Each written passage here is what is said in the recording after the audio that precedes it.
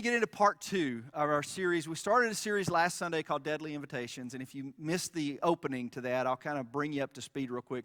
It's based on a story, or a metaphor, really, that is Uncle Andy. And I just got a text from one of our other elders, Andy Lawrence, who said, hey, can we change the name of the metaphor? Can we do like Brother Russ or something? But it's Uncle Andy. I didn't write the book. That's what it was about. Uncle Andy, oh, there you are, Andy. I didn't know you was in this service. Yeah. So I wouldn't have talked about it if I didn't know you were sitting there. I thought you were in the last service. Anyway, Uncle Andy is this house guest that we invite into our home. And we like Uncle Andy. We want him to be a part of our home. We invited him to be a part of our home. But there are some problems. For one, Andy has no filter. So he tends to share news and content and images and things that we really wish our kids wouldn't see, and we really don't want to see ourselves, but Andy just can't help himself. Like, he just shares whatever comes to mind. 2, he tends to dominate the conversation. So it used to be we gathered around the dinner table and we shared, conversation together, but now that Andy's in the house, all we ever do is just sit around and look at Andy. And 3, he has this weird effect on our emotions. We like spending time with him, but for some reason, the more time we spend with him, the more cynical we get about things, or the more depressed we get, or the lonelier we get. And we can't really understand what it is. We know it's not really Andy's fault. It's just there's something about him that the more time we spend with him, the more negative effect he has on our emotional health. Of course, don't take it personal. Andy's not a person. Andy is a metaphor for a screen.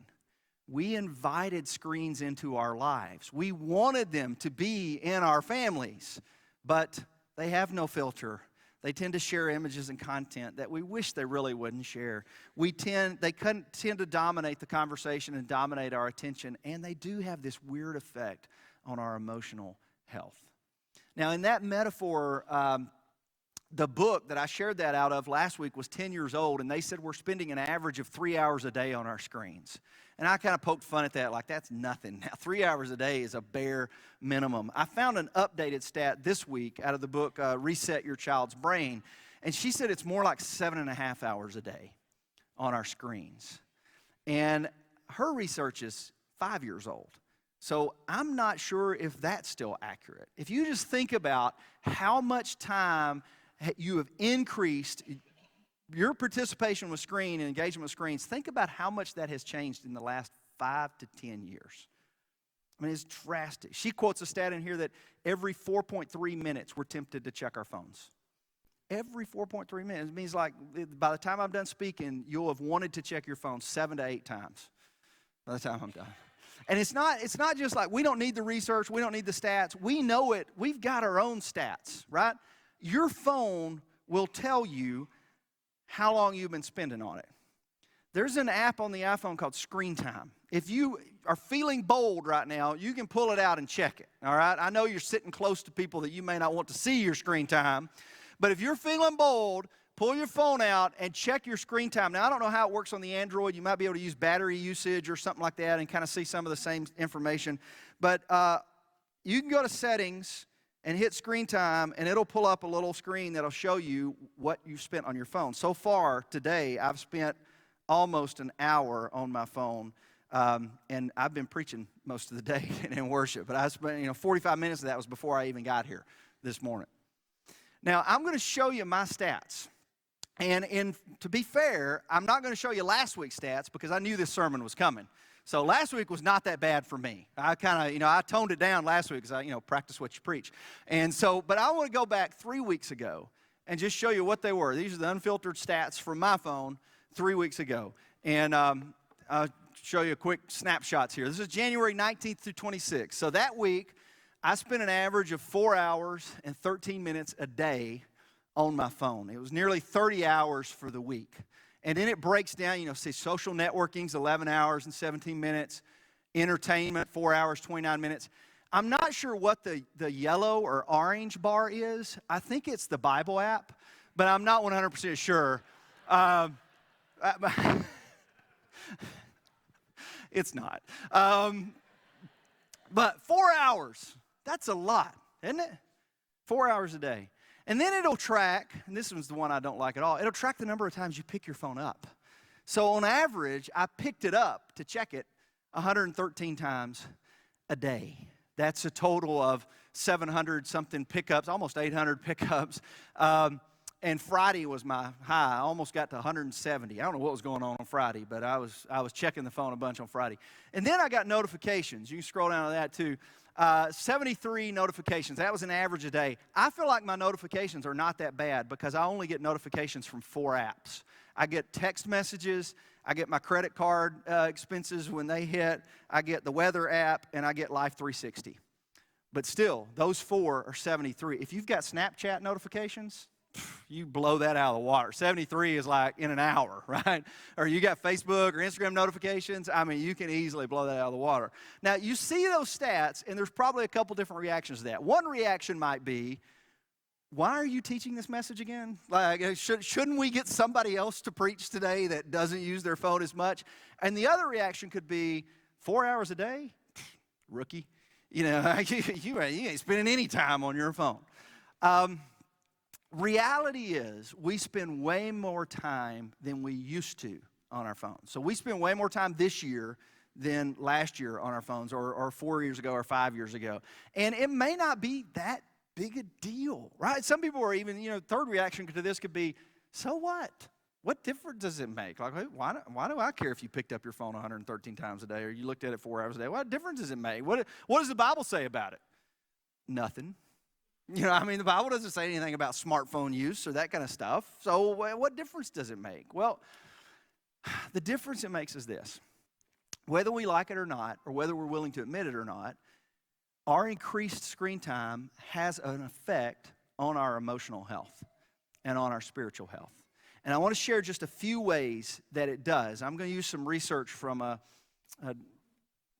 Dr. Victoria Dunkley, who wrote this book, Reset Your Child's Brain. I've been working through that one. And I'm just going to give 3 ways. There's more, but I want to give you 3 ways that our smartphones or our screens are changing us. And here's the first one. It depresses us. Here's what Dr. Dunkley says. The evidence linking overall electronics use and depression is substantial, and virtually all types of interactive screen time have been implicated. Internet usage is directly correlated with depressed mood, withdrawal or isolation, loneliness, and less parent-child interaction. And the highest users show the most severe symptoms. Use of social media, such as Facebook, is a risk factor for depression and dissatisfaction with one's life. Now, she goes into kind of the psychological researches, why that is, and some of the physiological researches to why that is, talks about the dopamine levels in the brain and the activity and all that kind of stuff. But you don't need science to understand this. How many of you have ever gotten depressed or felt lonely or felt worse about your life when scrolling through social media or Instagram, whatever it is? How many of you, like you're sitting in your room all by yourself and you're scrolling through social media and you start going, man, my life stinks. I mean, look, all these people are out here having fun, and they're doing all this cool stuff, and nobody said anything to me about coming to this thing. And of course, it was Valentine's Day last weekend, so now we got everybody else has these great relationships, and they all love their spouses, and it's incredible, and life is awesome, and it's amazing. And I mean, how many of us have looked at it and it doesn't start that way. We usually don't start. It usually starts with I want to catch up and see what's going on, or I'm just bored, or whatever it is. So you go into the phone, you start scrolling. But it can quickly spiral out of control. And depression can start setting in quickly with the phones. And it makes sense. Like, we want to say, isn't it ironic, and I've said this before, and I think I was wrong when I said it. Isn't it ironic that these phones that were designed to connect us make us more depressed? Isn't that ironic? Not really. Think about it. If somebody told you that they were lonely and they were depressed, would your advice to them be, well, I'll tell you what you ought to do. Go in your room by yourself and spend about 4 hours looking through social media. That'll cheer you up. You would never do that, right? That would be terrible advice that you would give somebody. But that's the way we do it ourselves. If we have to decide, when we're depressed, we're going to go into the phone, deeper into the phone. So I'm sorry, people are texting me right now. It's confusing me because I'm wanting to look at it right now. We'll get to that point in just a minute. But it depresses us. And it just does. It has that effect on us. Here's the way they put it in The Atlantic. Stephen March put this way. It's a lonely business, wandering the labyrinths of our friends and pseudo-friends' projected identities, trying to figure out what part of ourselves we ought to project and who will listen and what they'll hear. You know, our phones have taught us that it's possible to feel lonely even in a crowd. And it's possible to feel isolated even in a world of connection. And God didn't design us for isolation. God designed us for community. God created us to be in community. He said in Genesis chapter 3, verse 18, I think it is, it's not good for man to be alone. It's not good for people to be alone because we're created for relationship. And then the New Testament is full of all these one another passages like, you know, love one another, serve one another, rejoice with one another, mourn with one another. It's all about one another in God's kingdom. And phones sometimes make it a little bit more difficult to do that. I know that they can create some of that community as well, but I always say if you don't have real community outside of the technology, then technology is no substitute for it. So that's one of the ways it changes us. Another way it changes us is it dehumanizes us. Here's another quote from Dr. Dunkley. She says, does time spent behind a screen impact one's ability to relate face-to-face? Mounting evidence suggests that it does. A study examining empathy score trends of college students from 1979 to 2009 found scores to be falling with a particularly sharp drop after the year 2000, right in line with the first generation of children who were born into the age of video games and computers. Much of social competence is learning how to read subtle cues in body language and facial expressions, and studies show that face-to-face contact is highly correlated with social well-being, while media use and media multitasking correlate with the opposite. What she's saying, in short, is that we're losing our ability to empathize with one another because we're losing our ability to see one another as fellow human beings. That's what I mean by it dehumanizes us. If you don't have empathy for one another, you don't see each other as human, because empathy is one of the ways that we connect with one another. When we have empathy, we sit in your shoes. We experience your life. We feel your pain, and we have compassion, and that creates connection. The greatest example I've got of it is a couple weeks ago when Ebony and I were preaching on the stage here, when Ebony shared the experience of what it was like to be a mother trying to explain slavery or segregation to her children. I can tell you how many mothers were like, I felt that. When Ebony said that, I felt that. You felt that not just because she said it, but because you saw it. You could hear it in her tone of voice. You could see it in her body language. You could see the tears coming down her cheeks. I mean, you felt something. There was an experience. If Ebony and I were having that conversation only through screens, can you imagine what that would have felt like?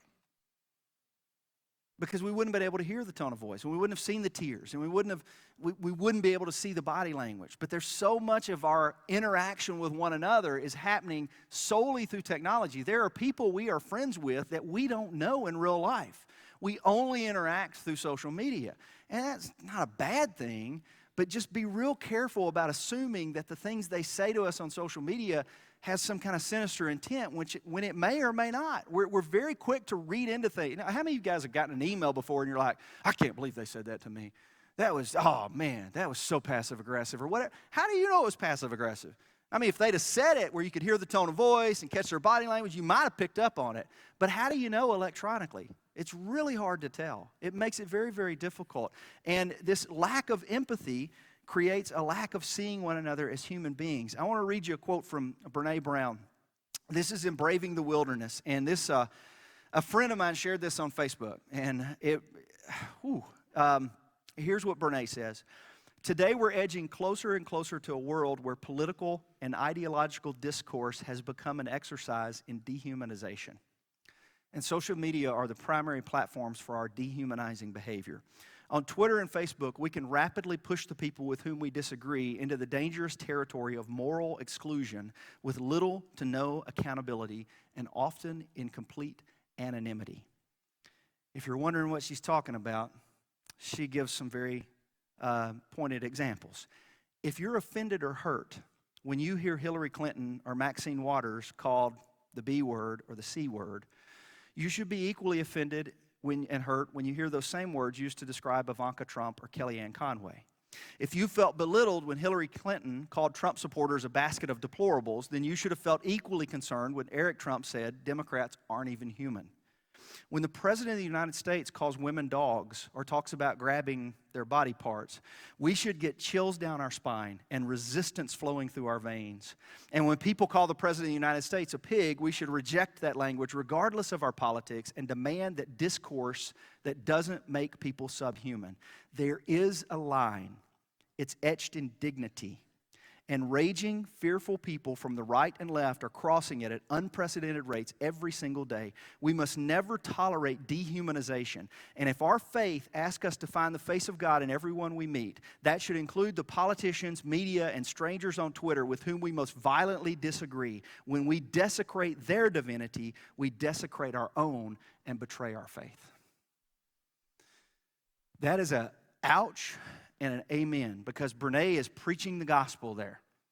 Every person we encounter, online or face-to-face, is another human being created in the image of God. We may disagree with their politics, we may disagree with their behavior, but they are fellow human beings. Regardless of what you think about President Trump or what you think about Nancy Pelosi, they are fellow human beings created in the image of God. We can disagree with their politics and their policies, we can disagree with things they say or their behavior, but we can't dehumanize them.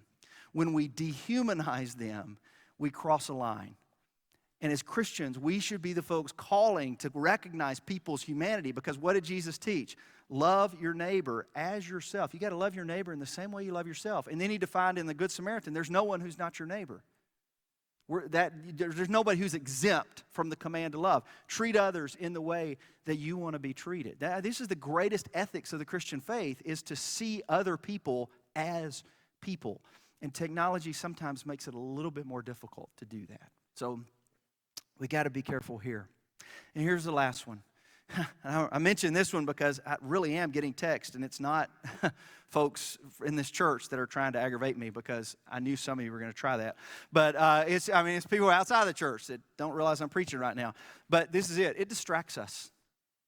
You think about how often, and I'm guilty as can be, and I'm going to regret saying this in the message, because this afternoon I'm going to get hammered about, there you are doing it again. Think about how often we take our phones, and when we sit down to have coffee with somebody or have dinner with somebody, what do we do with them? We don't leave them in the pocket. We pull them out. We put them right there. Just in case I get a text or something, you know, I'm here, I'm present, but in case something else needs my attention. Or when we work, we kind of set them right there. Sometimes I'll work late at night, and I'll have a screen in my lap that I'm working on. I'll have a screen that I'm watching, and then I'll have this screen right beside it in case anybody wants to text me about anything. And these things do distract us, right?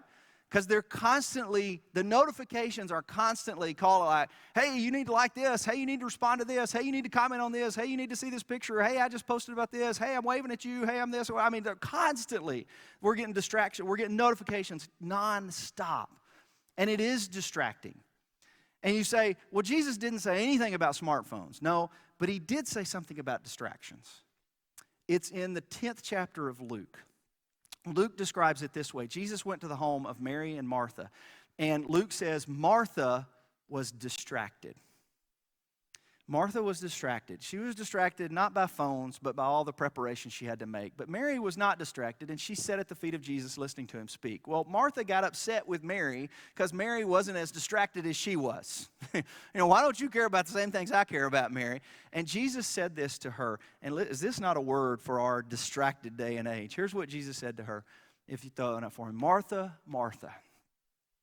I don't know why he said her name twice. Maybe to get her attention. And I wonder how many times he'd have to say our name to get our attention. Martha, Martha, you are worried and upset about many things, but few things are needed, or indeed only one. Mary has chosen what is better, and it will not be taken away from her. I think that could be a word for us, because we are worried and upset about many things. The more time we spend here, the more depressed we can get, the more dehumanizing behavior we can participate in, and the more distractions. But we get worried and upset about many things that really don't have much to do with our faith and our relationship with God. It really doesn't. The stuff that we get all torn up about on social media, some of it's just not that big a deal. I mean, that Twitter is an outrage culture right now, and everybody's outraged about something. And it's really not that big a deal. Maybe this is Jesus' word to us. You know, you're worried and upset about many things, but there's really only one thing that matters. And that's him.